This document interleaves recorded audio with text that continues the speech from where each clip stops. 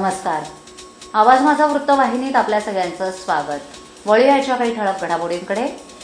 Indoor स्टेडियमच्या उद्घाटनाचा वाद चिघळला. कुणाच्या हस्ते होणार उद्घाटन? आज होणार निश्चित. श्रीरंग शिक्षण संस्थेतर्फे आयोजित विज्ञान आणि संशोधन प्रदर्शनाचा दिमाखात शुभारंभ. आणि मुदत संपलेली औषधं पुरवली आश्रमशाळांना. जिल्हा परिषदेचा बोंबळ कारभार आला चव्हाट्यावर. ठाण्यातील विकास कामांचं श्रेय घेण्यावरून वाद सुरू असून 40 कोटीच्या खर्चातून बांधण्यात आलेल्या इंडोर स्टेडियमच्या उद्घाटनाचा वाद आता चांगलाच रंगलाय. शरद पवार उद्घाटनासाठी येणार असून अजूनही सत्ताधाऱ्यांनी आणि प्रशासनानं या कार्यक्रमासाठी निमंत्रण पत्रिका छापल्या नाहीत. उद्धव ठाकरे यांची कार्यक्रमासाठी वेळ न मिळाल्यानं विरोधकांनी सत्ताधाऱ्यांमध्ये गटातटाच्या राजकारणातून हा प्रकार होत असल्याचं सांगितलंय. काल ठाण्यातील खारेगावमध्ये रेल्वे फाटकावरील पुलाची 2 उद्घाटनं करण्यात आली. यातून सत्ताधारी आणि विरोधकांमध्ये श्रेयाची लढाई सुरू झाली आहे. आता पुन्हा ढोकाळी इथे इंडोर स्टेडियमचं शरद पवार उद्घाटन करत असून यासाठी शिवसेना कार्याध्यक्षांची शेवटपर्यंत वेळ न मिळाल्यानं अजूनही पालिका प्रशासनानं निमंत्रण पत्रिका छापलेल्या नाहीत. सत्ताधाऱ्यांनी हे ठाणे असून इथे तुमची दादागिरी चालणार नाही असा दम विरोधकांना दिला. ठाण्यामध्ये जे शिवसेना भाजप आरपा युती ठरवते तेच होतं. ही नवी मुंबई नाहीये. तुमची काय दादागिरी असेल ती नवी मुंबईमध्ये ठेवा. ठाण्यामध्ये तुमची दादागिरी चालणार नाही हे आज आम्ही दाखवून दिलेलं आहे. तर विरोधक हे शिवसेनेचे गटातटाचं राजकारण असल्याचं सांगतायत. विरोधकांच्या होणाऱ्या पोस्टरबाजीवर कारवाई करण्यात येणार असल्याचं प्रशासनानं स्पष्ट केलंय. यातून विरोधकांची पुन्हा गळचेपी समोर आली आहे. पालिका प्रशासनानं पत्रिकांच्या विषयावर न बोलता सॉरी असं उत्तर दिलंय. ठाण्यातील इंडोर स्टेडियमच्या उद्घाटनाचा वाद चिघळण्याची चिन्ह निर्माण झाली असून एकीकडे शरद पवारांच्या हस्ते उद्घाटन करण्यावर राष्ट्रवादी काँग्रेस ठाम आहे, तर महापौर हरिश्चंद्र पाटील यांनी आता उद्घाटनासाठी शिवसेना नेते मनोहर जोशी येत असल्याचं सांगितलंय. आणि मुंबईला जे आम्ही हम करो सो कायदा करतात ते ठाण्यामध्ये पण करू शकतात, ही त्यांची गैरसमज थोडी कारणं लोकांसमोर आणणं गरजेचं होतं. ठाणे महापालिकेने 25 करोड रुपये त्याच्यात खर्च केलेला आहे. जमीन आमची आहे, महापालिकेची आहे. 25 करोड रुपये ते बनवण्यासाठी 100 कोटीची जागा आहे आणि 3 कोटी 85 लाख रुपये खासदारांनी दिलेत आणि संपूर्ण कटआउट असे ठाण्यात लावलेत की वचनपूर्व आणि जसं काही त्यांनी स्वतःनी सगळं वचनपूर्ती अशा प्रकारची जी सर्व ठाणेकरांना ही जी त्यांनी जे प्रचार चालू होतं ते कुठेतरी ठाणेकरांच्या समोर आणणं गरजेचं होतं. हो, आयुक्तांशी चर्चा केलेली आहे आणि ते ताबडतोब ते कटआउट काढले जातील. ठाणे महानगरपालिका हद्दीत घर घेत आहे का? मग ते अनधिकृत तर नाही ना, याची खातर जमा करा. ठाणे महापालिकेतर्फे जनहितार्थ प्रसारित. आवाज माझा पहा आता YouTubeवर देखील. श्रीरंग शिक्षण संस्थेच्या ठाणे ऊर्जा 2014 या शीर्षकाअंतर्गत विज्ञान आणि संशोधन प्रदर्शनाचा शुभारंभ दिमाखदार पार पडला. सदर प्रदर्शनाचा विषय ऊर्जा असून विद्यार्थ्यांचा वैज्ञानिक दृष्टिकोन वाढीस लागावा आणि त्यांच्या कल्पनाशक्ती आणि बुद्धिमत्तेमधून त्यांना स्वतःला सिद्ध करून दाखवण्यासाठी सक्षम आणि निरोगी व्यासपीठ उपलब्ध व्हावं या उद्देशानं सदर प्रदर्शनाचं आणि स्पर्धेचं आयोजन करण्यात आलंय. आजची वाढती विजेची मागणी, त्याचा अनिर्बंध वापर आणि त्यामुळेच त्याच्या पुरवठ्यात येणारा तुटवडा, परिणामी सामान्यांना सोसावं लागणारं भारनियमन या सर्व गोष्टी लक्षात घेऊनच श्रीरंग विद्यालयातील विद्यार्थ्यांनी वीज बचतीवर आधारित जास्तीत जास्त प्रकल्प सादर केलेत. यामध्ये ध्वनियंत्र, मॅग्नेट मोटारवर चालणारे simple motor, sand pendulum, miniature art, model of rudraksha tree, सौर ऊर्जा, पवनचक्की अशा विविध प्रकल्पांचा या परिषदेत समावेश आहे.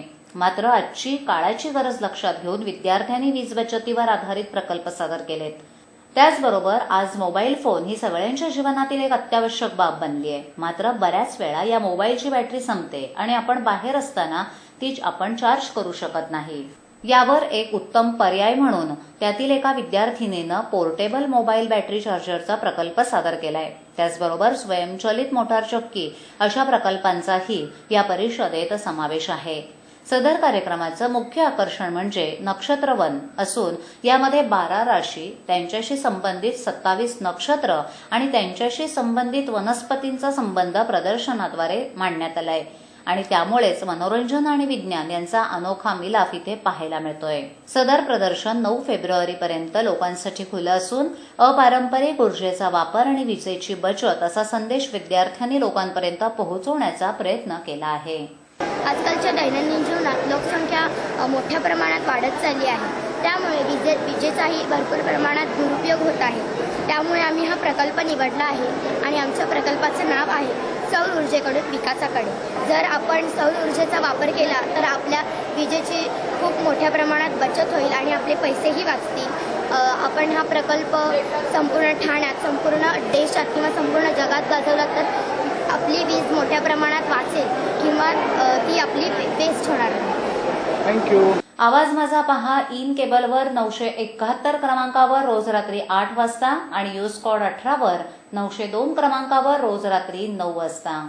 डिझेलच्या वाढत्या किमती, गाड्यांना लागणारे सुटे भाग, टायर्स, बॅटरी, वंगण यावर होणारा अवाढव्य खर्च, सतत नादुरुस्त पडणाऱ्या बसेस यामुळे वर्षभरातील जमा खर्चाचं गणित जुळवताना नाकीनऊ येणाऱ्या ठाणे जिल्ह्यातील वेगवेगळ्या परिवहन उपक्रमांना खाकी वर्दीतील फुकट्या प्रवाशांचा नाहक भुर्दंड सहन करावा लागत आहे. ठाणे, नवी मुंबई आणि कल्याण डोंबिवली या महापालिकांच्या बसेसमधून विना तिकीट प्रवास करणाऱ्या पोलीस कर्मचाऱ्यांची संख्या मोठी असून या प्रवासापोटी पोलीस आयुक्तालयांच्या मार्फत संबंधित परिवहन उपक्रमांना या रकमेचा परतावा करणं बंधनकारक असतं. असं असताना ठाणे आणि नवी मुंबई पोलिसांनी त्या परिवहन उपक्रमांचे सुमारे 10 कोटी रुपये थकवले असून फुकट्या पोलीस प्रवाशांचा भार उपक्रमांना आता नकोसा होऊ लागलाय. ठाणे जिल्ह्यात ठाणे, नवी मुंबई, कल्याण, डोंबिवली तसंच वसई विरार महापालिकेमार्फत परिवहन सेवा पुरवली जाते. यापैकी वसई विरार महापालिकेनं अगदी सुरुवातीपासून खासगीकरणाच्या तत्वांचा अवलंब केलाय. इतर महापालिकांनी मात्र शेकडोंच्या संख्येनं बसेसची खरेदी करत खासगीकरणापासून सध्या तरी दूर राहणंच पसंत केलंय. गृह विभागाच्या एका नियमानुसार या परिवहन उपक्रमाच्या बसेसमधून पोलीस कर्मचाऱ्यांना विनाशुल्क प्रवास करण्याची मुभा देण्यात आली आहे. अनेकदा पोलीस कर्मचाऱ्यांना गुन्हेगारांना घेऊन वेगवेगळ्या न्यायालयात जावं लागतं. प्रत्येक वेळी पोलीस ठाण्यातील वाहनं त्यासाठी उपलब्ध होत नाहीत. त्यामुळे गुन्हेगारांना बेड्या ठोकून पोलीस बंदोबस्तात टीएमटी, एनएमएमटी, केडीएमटी अशा बसेसमधून प्रवास करत न्यायालयात ये-जा करावी लागते. अशा प्रवाशांसाठी संबंधित पोलीस कर्मचाऱ्यांसह गुन्हेगारांना विनाशुल्क प्रवास करण्याची मुभा असते. या सगळ्या प्रवासाची नोंद संबंधित वाहकामार्फत ठेवली जाते. त्यानुसार पोलीस आयुक्तालयामार्फत तिकिटांच्या रकमेचा परतावा उपक्रमानं केला जातो. दरवर्षी गृह विभागामार्फत पोलीस कर्मचाऱ्यांच्या प्रवासाचं अनुदान संबंधित आयुक्तालयांमार्फत परिवहन विभागाकडे वर्ग केलं जातं. मात्र गेल्या काही वर्षांपासून गृह विभागानं पोलीस अनुदानाचे कोट्यवधी रुपये थकवल्यानं ठाणे जिल्ह्यातील परिवहन उपक्रमांना खाकी वर्दीतील पोलीस कर्मचाऱ्यांचा प्रवास नकोसा होऊ लागलाय. ठाणे महापालिका परिवहन उपक्रमास गेली 6 वर्ष पोलीस प्रवाशांचा हप्ता मिळालेला नाही. त्यामुळे टीएमटीचे सुमारे 6 कोटी रुपये पोलिसांकडून येणे आहेत. यावर्षी 6 कोटींपैकी 4 कोटींचा तरी भरणा करा अशी विनंती टीएमटीनं ठाणे पोलीस आयुक्तांकडे केली आहे. तलासरी तालुक्यातील काही आश्रमशाळांमध्ये मुदत संपलेल्या औषधांच्या वाटपाप्रकरणी समाज कल्याण विभागाच्या एका विस्तार अधिकाऱ्याला कारण दाखवा नोटीस बजावली आहे. केवळ इन्व्हर्टर आणि बॅटरीचं वाटप करण्याऐवजी या अधिकाऱ्यानं आदेश नसतानाही औषधांचं वाटप केलंय असा आरोप ठेवण्यात आला आहे. जिल्हा परिषदेच्या समाज कल्याण विभागातर्फे आश्रमशाळांना विविध साहित्यांबरोबरच पुस्तकं, औषधं पुरवली जातात. राज्याच्या समाज कल्याण विभागाकडून पुरवठा होणाऱ्या वस्तूंचंही जिल्हा परिषदेकडून वाटप केलं जातं. राज्य सरकारकडून जिल्ह्यातील काही आश्रमशाळांना इन्व्हर्टर आणि बॅटरी पुरवली जाते. त्यानुसार मागील आठवड्यात जिल्हा परिषदेनं तलासरी तालुक्यातील इन्व्हर्टर आणि बॅटरी पुरवण्यासाठी आवाहन केलं होतं. विस्तार अधिकारी MC ओमतोल यांनी ठाण्यातील मुख्यालयातून इन्व्हर्टर आणि बॅटरी घेतली. त्याचबरोबर काही शाळांमध्ये पुस्तक पुरवठाही करायचा होता. ती पुस्तकं घेण्यात आली. या पुस्तकांच्या गठ्ठ्यांबरोबरच मुदत बाह्य औषधही ठेवली होती. वाहनांमध्ये इन्व्हर्टर, पुस्तकांबरोबरच मुदत संपलेल्या औषधांचेही खोके होते. तलासरी तालुक्यात वाटप सुरू झाल्यानंतर इन्व्हर्टर आणि पुस्तकांप्रमाणेच औषधांचंही वाटपाची ऑर्डर नसल्याचं लक्षात आलं. मात्र तलासरीपर्यंत वाहत आल्यानंतर पुन्हा ठाण्याला औषधं नेण्याऐवजी त्या अधिकाऱ्यानं आश्रमशाळेत औषधं दिली. मात्र त्यांना सर्व औषधं सुरक्षित ठेवण्यास सांगून समाज कल्याण विभागानं औषधं दिली नसल्याचं सांगितलं. या संदेशामुळे तलासरी तालुक्यात औषधांची चर्चा झाली. याबाबत तक्रारी आल्यानंतर समाज कल्याण अधिकाऱ्यांनी तलासरीला धाव घेऊन पोलीस बंदोबस्तात औषधं पुन्हा ताब्यात घेतली आहेत। या औषधांचा वापर झाला नसल्याचं निष्पन्न झालंय। मात्र या गोंधळाला जबाबदार असलेल्या विस्तार अधिकारी ओमतोल यांच्यावर कारवाई करण्याचा निर्णय जिल्हा परिषदेनं घेतला आहे। काही दिवसापूर्वी समाज कल्याण विभागात रुजू झालेल्या ओमतोल यांना विभागाच्या कार्यपद्धतीची माहिती नसल्यानं गोंधळ उडाल्याचा दावा करण्यात आलाय। या प्रकरणी ओमतोल यांना कारण दाखवा नोटीस बजावण्यात आली आहे। बाबा उद्या फी भरावीच लागणार। पैसे पाठवू कसे? सोपं, TJSB मध्ये खातं आहे? हो आहे. गुड.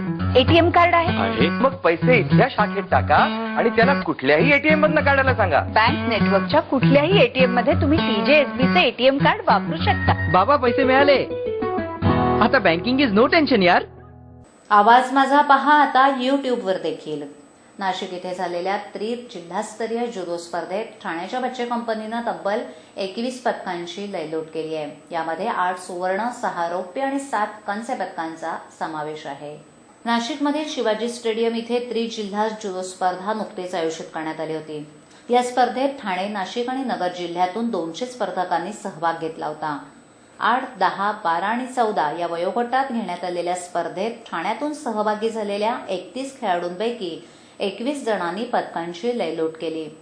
संस्कृती इंगुळकर, देवेश सकपाळ, प्रणित लोंबाडे, ओंकार लोंबाडे, निहार गायकर, जान्हवी पवार, राज रोकडे आणि जयमान धरोड यांनी सुवर्ण पदकं मिळवली असून नैना थोरात, सोहम हिरलेकर, राहुल शेलार, श्रीहर्ष शेट्टे, आदित्य पटवर्धन, रोहन शेलार यांनी रौप्य पदकांची कमाई केली आहे।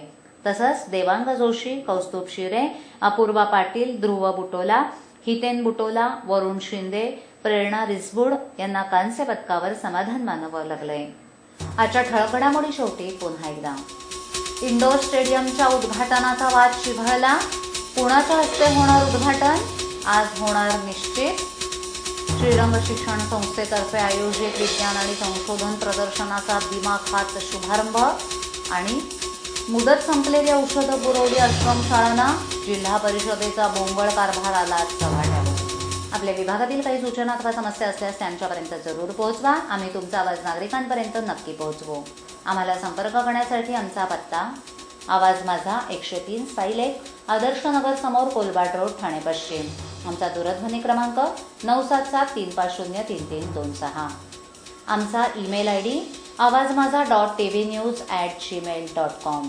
आवाज माझावरील एखादी बातमी पाहायची राहून गेली असल्यास YouTubeवरही ती तुम्ही बातमी पाहू शकता। तर मग उद्या पुन्हा भेटू याच वेळी याच ठिकाणी काही नवीन घडामोडींसह आवाज माझा वृत्तवाहिनीत। तोपर्यंत नमस्कार।